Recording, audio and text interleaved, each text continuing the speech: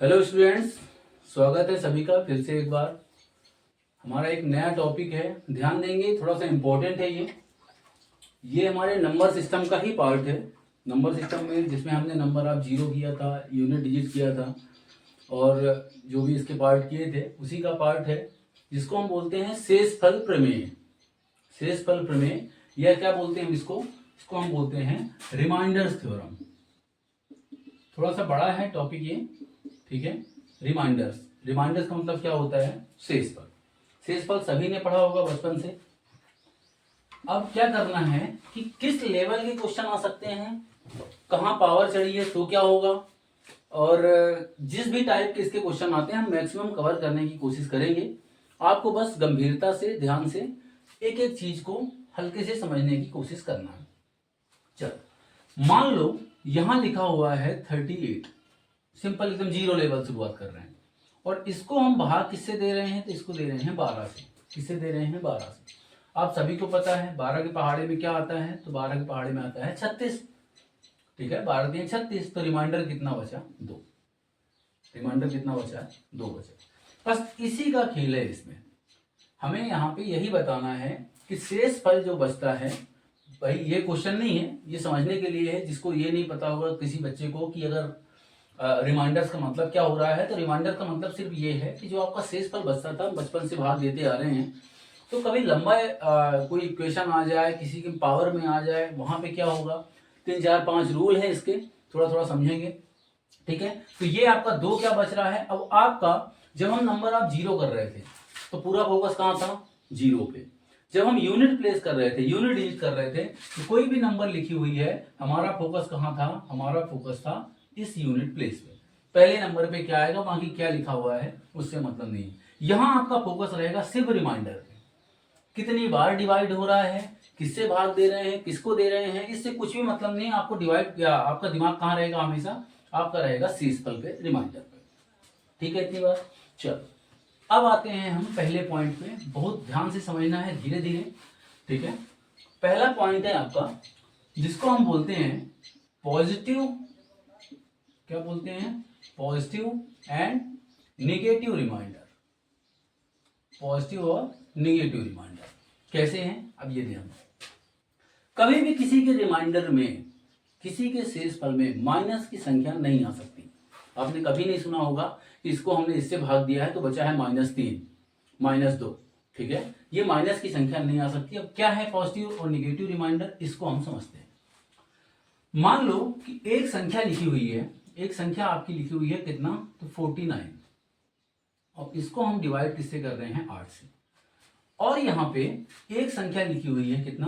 55, और इसको भी डिवाइड कर रहे हैं 8 से। ध्यान से समझना है एकदम, ठीक है। कितना लिखा है? 49, इसको हम डिवाइड किससे कर रहे हैं? 8 से।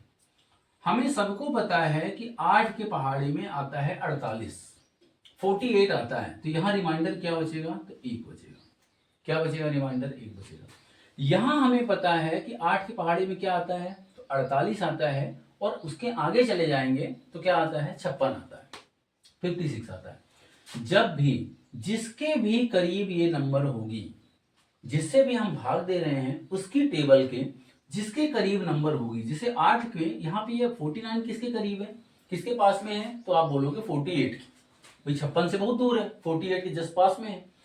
55 जो है वो आपके 48 से दूर है, और किसके पास में है? तो आपके 56 के, 56 के पास में। अब ध्यान देना, निगेटिव रिमाइंडर क्या होता है। ऐसे केस में हमें क्या करना है कि 8 सत्ते 56, तो यहाँ पे रिमाइंडर आपका बच के आएगा कितना? -1। ध्यान से समझना, अभी आंसर नहीं है। कितना बच के आया? -1। इस केस में हम जिससे भी भाग दे रहे हैं, जो भी माइनस का आ रहा है उससे इसको माइनस कर देना है, तो 8 में 1 घटाएंगे, इसका रिमाइंडर क्या आएगा? 7। भैया इसको हम अगर भाग देते हैं 55 को 8 से, तो कितना होता है? तो 8 संग 48, तब भी शेषफल क्या बचता? 7 बचता। हम एक स्टेप आगे निकल गए। अब मान लो यहाँ पे 55 की जगह में क्या होता? 56। इसको हम सॉरी 56 नहीं लेते हैं, इसको ले लेते हैं 54। क्या ले लिया हमने? 54। 8 से जब हम इसको भाग देंगे तो 8 की टेबल में क्या आता है? 48, 6 बच रहा है, ठीक है। ये सिर्फ समझने के लिए है, ये कहाँ काम में आएगा अभी आगे जाके देखेंगे, ठीक है। 8 के केस में 48, 6 बच रहा है। हम 48 को नहीं ले रहे हैं, हम ले रहे हैं किसको? 56 को। क्योंकि 56 के पास में है। तो माइनस का कितना बचा 2, और 8 में 2 घटाएंगे तो कितना आएगा 6। ठीक है, इतनी बात। ये आपका होता है पॉजिटिव रिमाइंडर, ये होता है आपका नेगेटिव रिमाइंडर। फाइनल आंसर हमेशा प्लस में आएगा। फाइनल आंसर जो होगा वो किस में आएगा, वो प्लस में ही आएगा। ठीक है, आपका रिमाइंडर यहाँ पे प्लस माइनस, ये अपना कैलकुलेशन में प्लस माइनस हो सकता है, लेकिन जो फाइनल आंसर होगा वो हमेशा किस में आएगा, तो प्लस में आएगा। ठीक है, बात समझ में आ रही है क्या है आपका पॉजिटिव और निगेटिव। ठीक है, मान लो कि एक कोई नंबर है आपकी लिखी हुई है कितनी, तो 87, और इसको हम डिवाइड कर रहे हैं 9 से। अब देखो जरा, सबको पता है कि 9 की पहाड़ी में क्या आता है, तो 81 आता है। 9 9 81, तो रिमाइंडर बचना चाहिए 6। ये हम गए पॉजिटिव वे से। किससे गए हैं, पॉजिटिव वे से, धनात्मक से। अब इसमें क्या होगा, अगर मान लो कि हम निगेटिव से जाते हैं, तो 87 के बाद 9 की पहाड़ी में कितना आता है, तो आता है आपका 90। और 90 मतलब 90 से कितना कम है, तो 3, तो यहाँ आएगा -3, और 9 में से -3 करेंगे तो कितना बचेगा 6। तब भी आपका आंसर क्या आएगा 6। जहाँ दोनों वेव से पढ़ते हैं, हमारे क्या होता है कि जैसे हम कभी, ये छोटी नंबर है, कभी बड़ी नंबर हो गई है, जैसे मान लो कि 25 है, 25 है, 26 है, ऐसी कोई नंबर है, तो उसके कैलकुलेशन में ये आसानी होती है। मान लो कहीं अगर लिखा हुआ है, जैसे मान लो कि 249,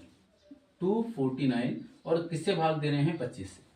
किससे दे रहे हैं, 25 से। हमें पता है कि हम जब 25 से भाग देंगे तो यहाँ पे आएगा 250, और यह कि उसके पहले क्या आएगा, तो 225। 225 से प्लस माइनस करने से अच्छा है कि 250 पूरा पूरा डिवाइड हो रहा है, कितना से कम हो रहा है, तो 1। 25 में 1 घटाएंगे, आंसर आ जाएगा 24। आपका रिमाइंडर कितना बचेगा यहाँ पे, ये बचेगा आपका 24। बात समझ में आ रही है, ये आपका पॉजिटिव और नेगेटिव रिमाइंडर होता है। ठीक है, क्लियर इतनी बात। चल आगे बढ़ते हैं।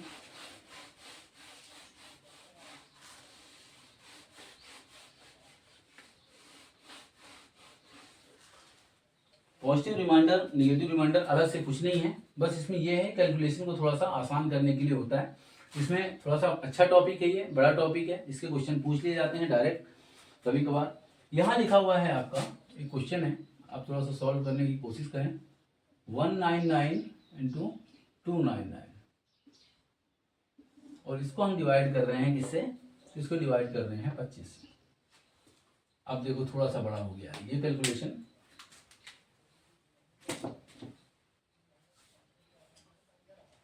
इसको आप डिवाइड करेंगे अगर डायरेक्ट। अब देखो नेगेटिव रिमाइंडर का इंपॉर्टेंस क्या है, यहाँ पे हम पॉजिटिव रिमाइंडर से आएंगे तो फंस जाएंगे।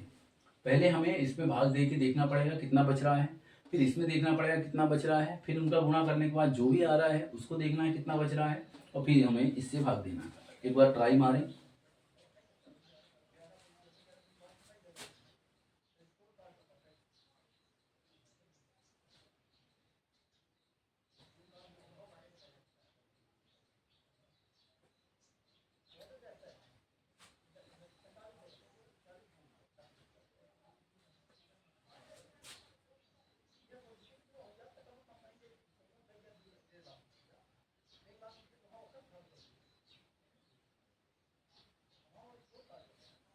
करें, कोशिश करें।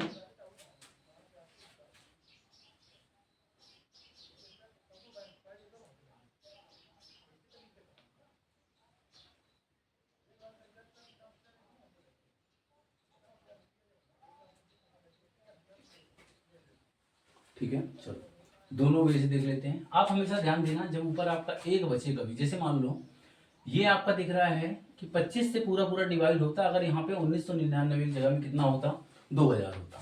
ये पूरा पूरा 25 से डिवाइड हो रहा है। यहाँ अगर 3000 होता तो ये भी पूरा पूरा 25 से डिवाइड हो जाता। ऊपर आपको बच रहा है -1 × -1 मतलब प्लस का 1। अगर यहाँ पे -1 बचता तो हम 25 में से माइनस कर देते, प्लस का 1 बच रहा है, ये आपका आंसर है। एक जब भी आपका पॉजिटिव केस में बचेगा वही आपका आंसर होगा। ये हम गए किससे, ये हम गए हैं निगेटिव रिमाइंडर से।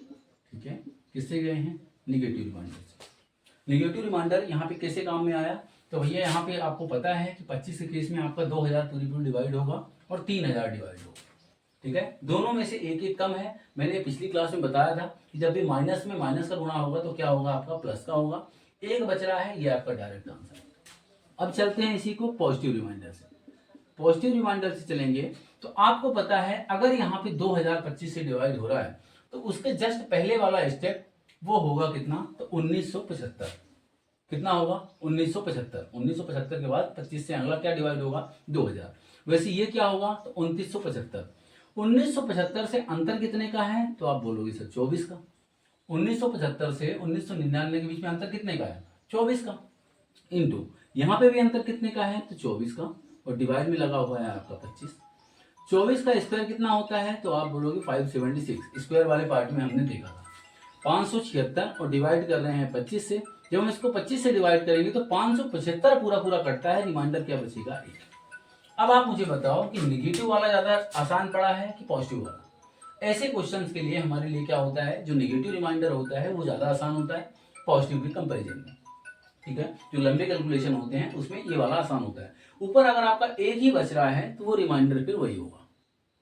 क्यों, ऐसा क्यों होता है, देखो ऐसा इसलिए होता है कि हम जब कभी भी भाग देते हैं 4 में 5 का, तो क्या 4 में 5 का भाग जाता है, रिमाइंडर यही बचता है। अब जिसे दूसरी भाषा में समझें, 24 लिखा हुआ है, कितना लिखा है 24। इसको जब हम भाग देंगे तो 5 चौके 20, 4 क्या इसके आगे भाग जाता है, नहीं आता है। अगर नंबर से छोटी नंबर आ गई तो आंसर वही होता है। भाई नंबर से छोटी नंबर आ गई, यहाँ आपको कोई पूछेगा शेषफल कितना बचा, तो आप क्या बोलोगे 4। क्या 5 को वापस से 4 में भाग देंगे, नहीं देंगे। वैसे ही है, अगर नंबर से छोटी नंबर आ गई है तो यहाँ पे रिमाइंडर कितना बचा है, तो 1। 25 से भाग दे रहे थे, 1 बचा था, तो इसका आंसर क्या हो जाएगा, 1। ठीक है, इतनी बात।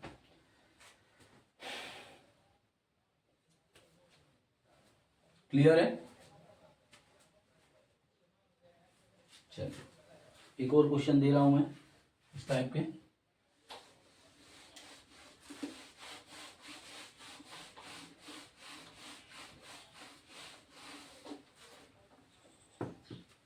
एक क्वेश्चन है 1801 गुणे 1802 गुणे 1803। नॉर्मल क्वेश्चन है, और इसको डिवाइड हम कर रहे हैं 18 से। किससे कर रहे हैं, 18 से। मुझे बताओ इसका आंसर क्या आएगा, 1801, 1802, 1803। एकदम नॉर्मल सा क्वेश्चन है।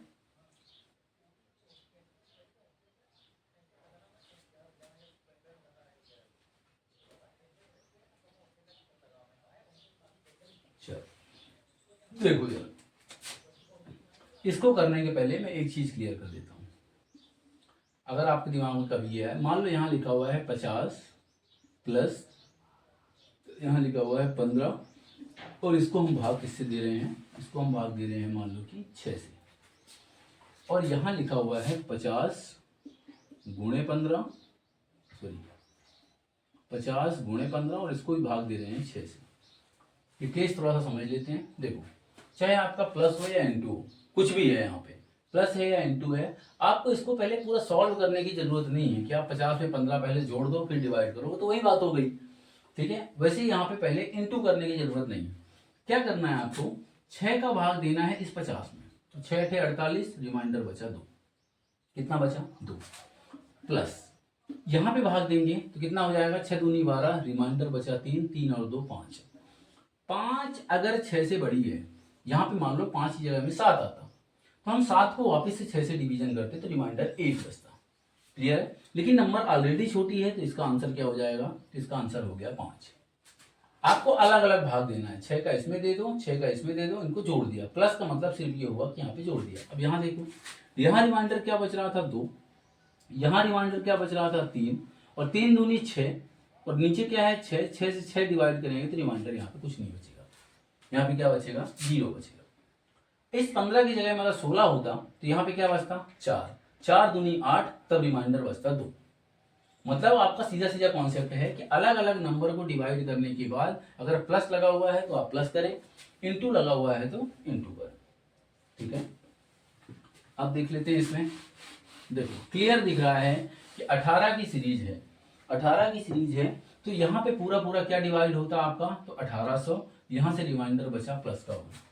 यहाँ पे डिवाइड होता 1800, तो यहाँ बचा प्लस का 2, यहाँ बचा प्लस का 3। ये प्लस में है, नहीं इंटू में है। 3 दूनी 6, 6 क्या इस 18 से बड़ी है, नहीं है, तो आंसर हो गया 6। अगर 18 से बड़ी नंबर यहाँ पे बचती, मान लो 20 बचता, 20 बचता, तो हम 18 से फिर डिवाइड करते तो रिमाइंडर क्या बचता, 2। यहाँ पे क्या हो रहा है, यहाँ पे नंबर ऑलरेडी छोटी है, अगर उस नंबर से जिससे हम डिवाइड कर रहे हैं उससे छोटी नंबर आ गई है तो ऑलरेडी वो क्या होगा आपका, तो वही आपका आंसर होगा। ठीक है, क्लियर इतनी बात? क्लियर? चलो एक क्वेश्चन और दे रहा हूं मैं आपको। ये अभी पहला टाइप चल रहा है, इसके 4-5 टाइप है। ठीक है, आप क्लास में एकदम ध्यान से समझे, जुड़े रहें। जब पूरा क्लियर हो जाएगा, सारे टाइप कवर हो जाते हैं, तब आप फिर क्वेश्चन की प्रैक्टिस कहीं से भी कर सकते हैं, उसकी दिक्कत नहीं है। मैं तो आगे जाके क्वेश्चन डालूंगा उसमें, तो उसमें थोड़ा सा क्लियर करेंगे। 73 इंटू यहाँ पे कितना लिखा हुआ है 37 इंटू, ये सब जो क्वेश्चन मैं उठा रहा हूँ ये कहीं ना कहीं से इंपॉर्टेंट है, आए हुए क्वेश्चन है। ठीक है, 13 इंटू 39 इंटू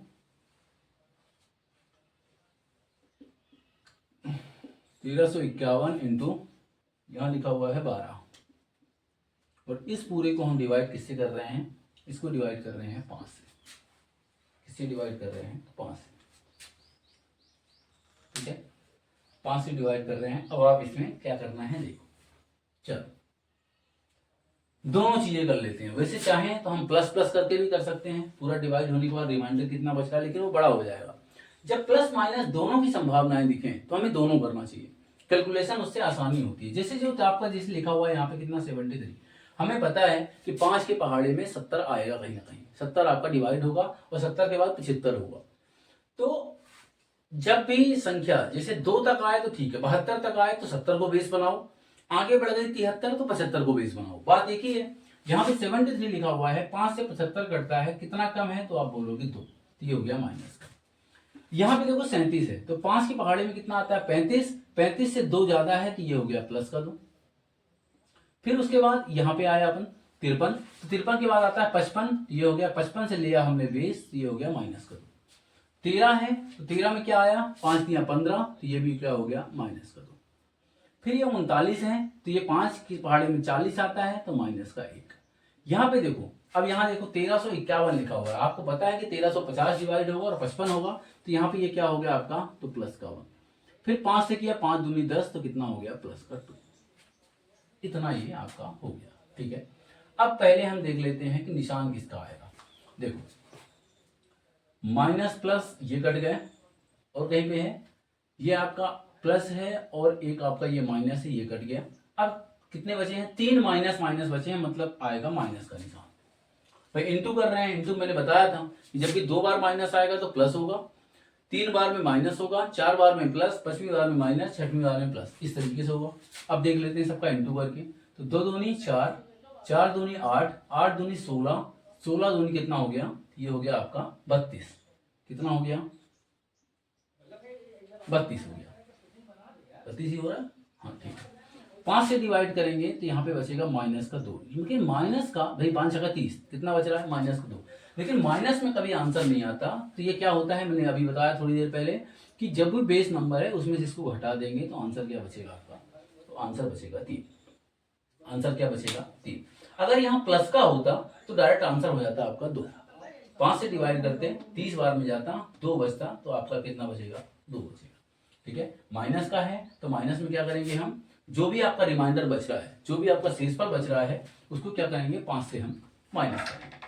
हाँ ठीक है, 5 से क्लियर हो गई इतनी बात। अगर यहाँ प्लस का बचता तो ये पहला टाइप था आपका। अगला टाइप स्टार्ट करेंगे अभी अगली क्लास में होती है तो। ठीक है, एक चीज और है, मैंने एक इन्फॉर्मेशन दी थी एनसीईआरटी के बारे में, 8वीं और 10वीं क्लास के बच्चों के, ज्यादा से ज्यादा बच्चों तक पहुंचाएं। उसमें से ये होगा कि जो नहीं क्लास ले पा रहे हैं या कहीं कोचिंग ट्यूशन नहीं कर पा रहे हैं, वो अपने घर में बैठ करके अपनी तैयारी करेंगे। आपके छोटे भाई हैं, बहन हैं, या कि आपके आसपास के पड़ोसी हैं, या कि आपके फ्रेंड हैं, सभी को सजेस्ट करें इस चीज़ के लिए। और 16 दिसंबर से 16 दिसंबर से हमारी क्लास स्टार्ट होगी वो वाली। ठीक है, 16 दिसंबर से स्टार्ट होगी। अब ये आपको नहीं सोचना है कि वो वाली क्लास स्टार्ट हो गई तो इस वाली क्लास का क्या होगा। ध्यान देना है, ये क्लास हमारी कंटिन्यू चलेगी, एकदम बेसिक से, जीरो से जैसे चल रही है ये क्लास वैसे ही चलेगी। ठीक है, और आपको उस क्लास में अलग से कंटेंट है, उस चीज का अलग है 8th और 10th क्लास के लिए, वो आपकी क्लास चलती रहेगी। वो आपके जो भी आपके जानकारी में हैं, जो बच्चे नहीं कर पा रहे हैं कोचिंग वगैरह, उनको आप बिल्कुल सजेस्ट करें। और 16 दिसंबर से उनको जुड़ना है। बाकी आपका जो ये वाला पार्ट चल रहा है ये आपका पैरेलली उसके साथ में चलता रहेगा। ठीक है, चलिए, थैंक यू।